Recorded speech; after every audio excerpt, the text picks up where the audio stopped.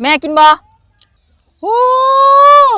ยันเดือมหมาบอยู่เด้บัดนี้นะข้าวน้ำสามป่าของสวงนี้ในทุกๆปีก็สิมีหลายอยู่เนาะพี่น้องเนาะโดยเฉพาะก็แม่นกบกับป่านี่ล่ะฝนมาก็ได้กินจะได้หั่นน่ะพากันเลือกกินได้หลายสวงนี้เริ่มสิบ่อึดกินอึดอยากแล้วแนวกินตามดงตามป่าหาหน่อไม้หาเฮ็ดหาหอนเก็บมาถอนไว้ก็จนกินบ่ทันพี่น้องเอ้ยสวงนี้กระปูก็เต็มของห้อยครัวก็ยังกินบ่เบิดอยู่ว่าสิไปครัวเอาอีกน้ำก็คือสิท่วมป่าเลยล่ะปัดนี้ฝนแท้ฝนบา4มื้อ4คืนแหละฝนคนก็จนกินบ่ทันมื้อนึงแฮงกินแต่2คาบถ้าสิบ่กินแต่ข้าวก็คือสิบ่ได้ซอกบ่ได้หาเนาะพี่น้องเนาะก็เลยว่ากินแต่2คาบเท่านั้นล่ะมันก็บ่คือคนอยู่ในเมืองเนาะพี่น้องเนาะเพราะแต่ว่ายางเขาเซเว่นก็ได้กินโดดนะเรื่องเวลาแน่ล่ะพี่น้องอยู่บ้านนอกเฮามันบ่ค่อยมีงานประจำทำมาหากินดิ้นรนแบบฟรีแลนซ์นั่นแหละบ้านนอกเฮารับจ้างดำนาเกี่ยวข้าวสั่นละเนาะวิธีบ้านเฮา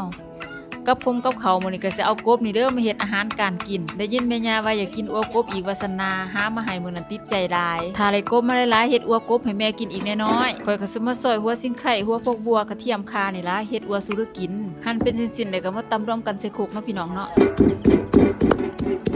แดกพอไรแล้วก็จะเอากบฝากเข้ามาใส่ได้ปะนี่เมื่อกี้นี่ก็ฝากแดกดีเนาะแล้วก็จะเอามาตำรวมกันใส่โคกมาตัวนี้ก็ใส่ผงนัวลงไปก่อนแล้วจึงปอนเอาจองลงไปตักเอาไปแดกในไห้เนาะพี่น้องเนาะตองเอาตะน้ำก็สิเรือไว้ตั้งตะกาจากนั้นก็ใส่เกลือแล้วก็ใส่น้ำมันพืชแน่เด็กน้อยมันสิซอยรับกินข้าวได้ดีเนาะน้ำมันพืชเท่านี้ก็ได้ตัวกบเท่านี้ก็ดึงใส่ออกเรือไว้แต่ไข่เด้อพี่น้องเด้อตัดเนื้อกบฝากเข้ายัดลงไปแล้วก็เป็นอันใดโดยได้นี่นะใส่ให้ท้องสวดอังลังโดยได้มันจังสิแซ่บแป๊บเดียวเท่านั้นล่ะพี่น้องขอแต่ว่าย่อไปเสิร์ฟเดือมหมาบโดยนั้นนี่นะทั้งแม่ย่าทั้งลูกทั้งหลานหานกันบ่ลงโตก็ญาติกันจะได้หั่นน่ะมาถามเบิ่งเด้อว่าเพิ่นสิญาติกันบ่ควรบ่พ้อกันนี่เขาจะได้ญาติกันอยู่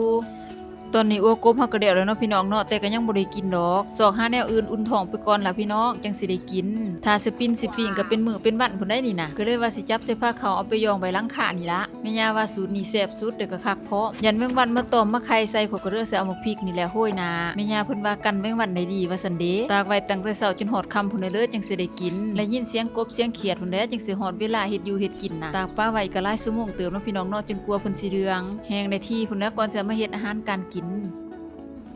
พอมาหอดตอนนี้แสงแดดอ่อนตอนเย็นๆก็ไหลเวลาแล้วแนวอยู่แนวกินเฮ็ดไว้แต่เช้าก็จะมาเฮ็ดกับกงกับเขาเลยบัดนี้เก็บฟืนเก็บเรือเอามาล้างไฟต่อไปก็สิมาข้างหม้อทอดหอดยามพาแรงพาง่ายเนาะพี่น้องเนาะต่อจากนี้ก็สิได้ทอดอัวกบได้เนาะสีดำๆนี่ก็สิเป็นไข่เพิ่นเด้อพี่น้องเด้อส่วนใส่สีเหลืองๆนี่ก็สิเป็นน้ำมันเพิ่นเวลาสุกแล้วกัดออกมานี่มันจะได้หั่นน่ะขั้นตอนการทอดก็ใช้เวลาอยู่ดนเติบถากไฟออกใช้ไฟอ่อนๆมันจังสิสุกดีตอนนี้แสงตะเว้นก็พอดิบดีเลยเนาะพี่น้องเนาะไก่สิค่ำแล้วตักอัวกบใส่ถ้วยไว้ต่อไปก็สิทอดหนังกบจักข้าวทอดให้กรอบๆข้าวเดียวก็เบิดได้นี่พี่น้องตำดีคุยตำบักหุ่งนี่แหละแซ่บสุดหนังกบเฮา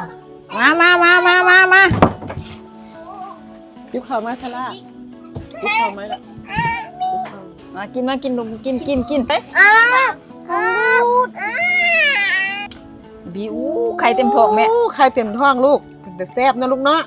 กินบ่รู้แซ่บบ่แซ่บเบิ่งแต่แซ่บนะลูกเนาะแซ่บคือแต่ก่อนบ่มันก็ลูกก่อนแซ่บอยู่แม่แซ่บอยู่ลูกแซ่บอยู่แซ่บหอมหอมสดาจกเขาให้เนาะทั้งฝ่าลูกนั่งครับอันนี้ปลาปัวทั้งโต๊ะ